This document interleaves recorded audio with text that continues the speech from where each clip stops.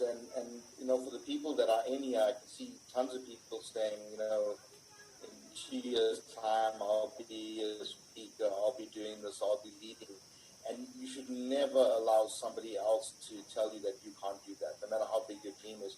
The truth of the matter is that, Brian, myself, all these speakers at some point in their life decided, hey, I want to be on that stage, hey, I want to be on a webinar, even before they were. And, for the ladies in the house that are talking about that, wanting to mentor and so on, all power to you. And that's why we're here, to create these platforms so that you guys can go in and change the pecking order, bring equilibrium back to the...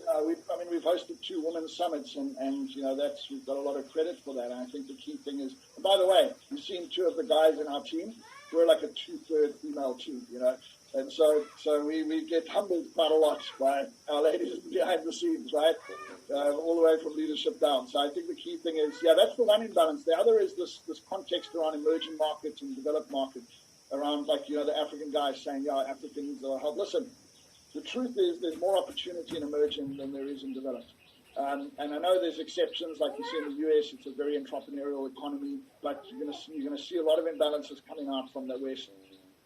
They call the West, in context, because at the end of the day, there is a lot of challenges with that kind of dog-eat-dog, aggressive, sort of capitalism. Yeah. I got a friend who often says we need compassionate capitalism, and I'm all for that.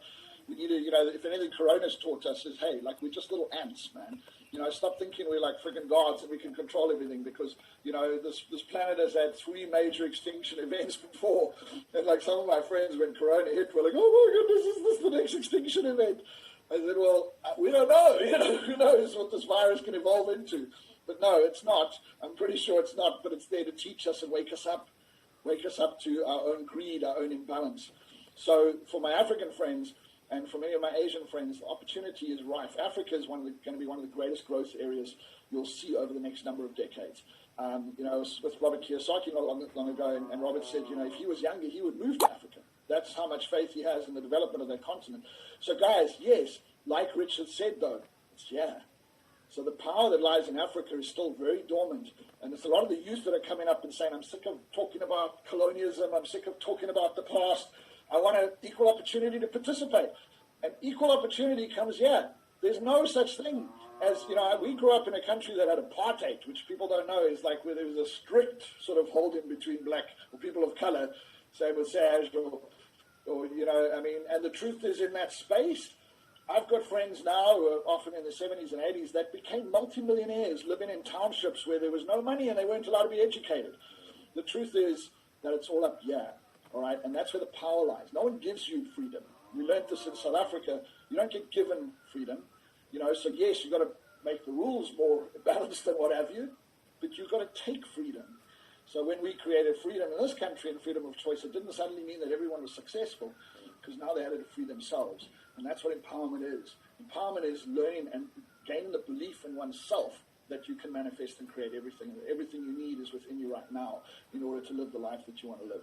And I think that's such an important message. And the next 2 speakers are going to address this, starting with our good friend Robin Banks, who's the #1 mind power specialist in the world, the only endorsed mind power teacher under John Keogh, who wrote the book Mind Power, and then Peter Sage. The power, guys, doesn't matter where you are. The power is you. Doesn't matter what's going on in your country. Doesn't matter what's happening. I loved what Richard said. The only real economy is over here. So at the end of the day, to my African friends, and we love this, and we love that you guys come in mass, and we know that you guys are the people out there trying to make a difference. We don't get a lot of people bitching and moaning inside the chat in these rooms, because people that come into these rooms are generally optimistic, saying, look, I know it's tough, but I'm looking for a way. And I believe there's a way, and I want to find a way and work with people that are going to help me create my own economy, create my own perception of life, my own reality, so to speak. And that's what's so exciting. So Robin Banks coming up now. Saj? Yeah, I think a lot of us, we can trace back our journeys to, somehow being impacted by John Keogh and Mind Power. And even in recent times, Robin Banks. And, he's been a catalyst for a lot of people out there in the world who have gone on to do incredible things. People who have gone from being broke to, earning 16, to becoming multi-millionaires, and people who were tethering on being a millionaire became billionaires. And even, international singing sensations, international celebrities have come out from, being mentored and having Robin as a catalyst in their lives. And I think that, with everything that he's been through in his business and trying to obviously find ways of navigating the crisis and pivoting and changing and seeing what works and what doesn't work, and being able to document that and saying that this is the framework that we need to use in order to navigate through this crisis. This is going to be extremely valuable for the people who are, maybe struggling, maybe still coming out of what's going on in the world, finding their feet, a little bit unsure what's going to happen in the next 2 months, 3 months, or whatever the case may be. This is perfect for them. Right, so without further ado, let us introduce you to Mr. Robin Banks. Tell us in the room, before I bring him up, how many of you have heard of Robin Banks or heard him speak before? How many of you are acquainted with him through, learning? Just say yes if you have, and say no if you haven't. So yes if you have, no if you haven't. If this is the first time you're going to see him, then say no. We're always curious to see what the mix-up is. And with Robin, who's very popular in this space, we've got a lot of no's coming through, but we've got a bunch of yeses as well. I think the majorities are no. So you're in for a treat. You're in for a treat because he's an amazing guy, and he's going to be talking about navigating the crisis. And so without further ado, let us hand over to the legend in his own right, Mr. Robin Banks. Thanks so much, Saj, and thank you, Brian. And good morning, good afternoon, and good evening, wherever you may be in the world. Thank you so much for coming to spend the next hour with me. I want to start off this session by letting you know I will not betray your trust.